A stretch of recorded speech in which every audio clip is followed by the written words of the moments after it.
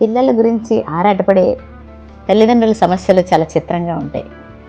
అడుగడుగున పిల్లలు పుట్టినప్పటి నుంచి వాళ్ళు పెరిగి పెద్దయ్యి ఏదో ఒక ఉద్యోగంలోనో చదువులోనో సెటిల్ అయ్యే వరకు వీళ్ళు ఎదుర్కొనే సమస్యలు కానీ ఇక ప్రపంచంలో ఎవరికీ రావు అన్నట్టే చెప్తూ ఉంటారు. ఇక ముఖ్యంగా ఇంట్లో 2 పిల్లలు ఉంటే వాళ్ళ గురించి తల్లులు చెప్పే సమస్యలు కాస్త నవ్వొస్తాయి కూడాను. అయితే అనుభవించే వాళ్ళ బాధ తక్కువనేం కాదు, కానీ 2 పిల్లల మధ్య ఎదురయ్యే గొడవలు పరిష్కరించలేక సతమతమయ్యే తల్లులు మనందరం చూస్తూనే ఉంటాం. అలాగే తన 2 పిల్లల మధ్య ఎదురవుతున్న గొడవలు భరించలేని ఒక తల్లి ఏం చెప్తుందో ఇవాళ విందాం. అందరికీ నమస్కారం, హార్ట్ టు హార్ట్కి స్వాగతం. నా పేరు శోభ.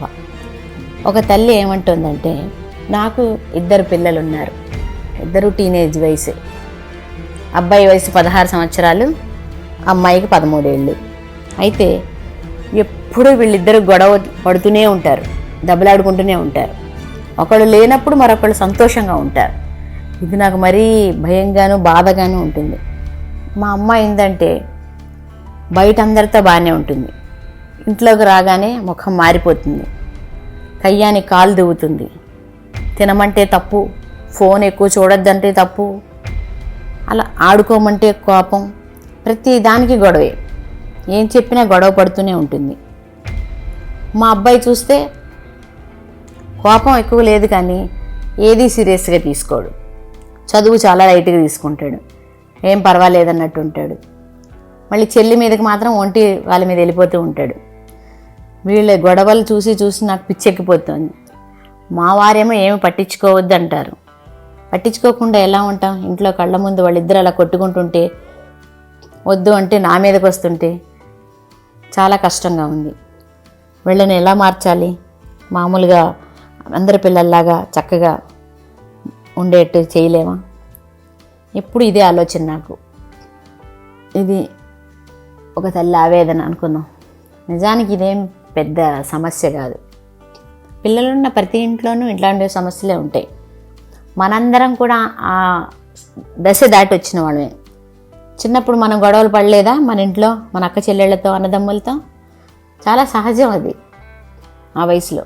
ఇప్పుడు అది దాటేసాం కాబట్టి మన ముందు మన పిల్లలు కొట్టుకుంటుంటే ఏంటి ఇలా కొట్టుకుంటున్నారు, వీళ్ళే ఇలా ఉన్నారు, మిగతా పిల్లలు ఇలా ఉండరని అనిపిస్తుంది.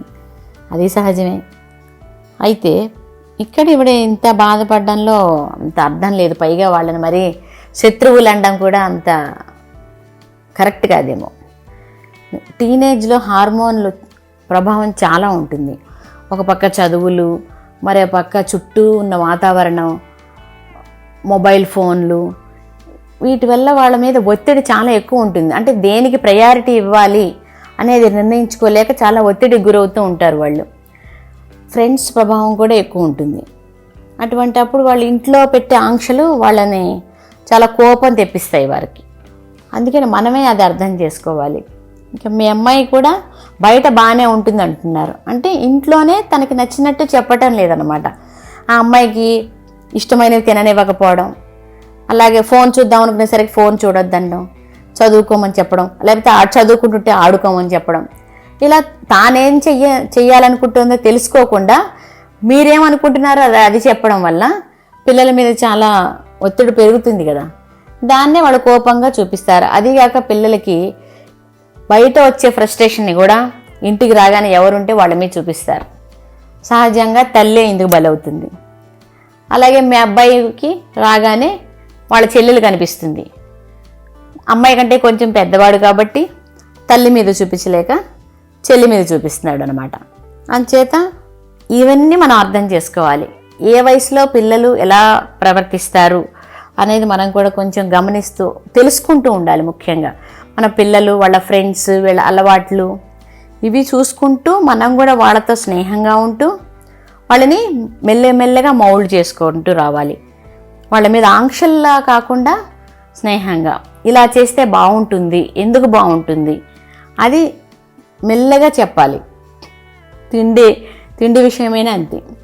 ఆ అమ్మాయి ఏం తింటే బాగుంటుంది, దానికి ఎందుకు బాగుంటుంది అనేది వాళ్ళ అమ్మాయికి అర్థమయ్యేలా చెప్తే కనుక తప్పకుండా వింటుంది.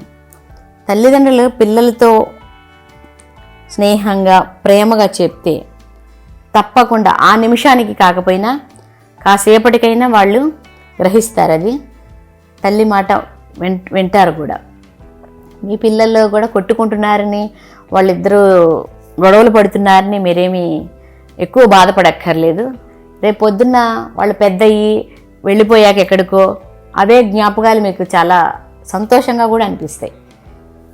అలానే కొట్టుకోమని చెప్పడం కాదు నా ఉద్దేశం, కానీ సహజం, వాటిని మనం సహజంగా తీసుకోవాలి. వీలైనంత వరకు వాళ్ళు ఎంగేజ్ అయ్యేలాగా ఎక్కువ ఇంట్లో టైము ఈ వీటి మీద కాకుండా వాళ్ళకి ఏదైనా హాబీస్, యాక్టివిటీస్ ప్లాన్ చేయండి. చేస్తే వాళ్ళు కూడా బిజీ అయిపోతారు. ఈ చిన్న చిన్న చికాకులు రాకుండా ఉంటాయి. ఇది ఈనాటి ఎపిసోడ్. తిరిగి మరో ఎపిసోడ్తో వచ్చే వారం మళ్ళీ కలుద్దాం. అంతవరకు బాయ్.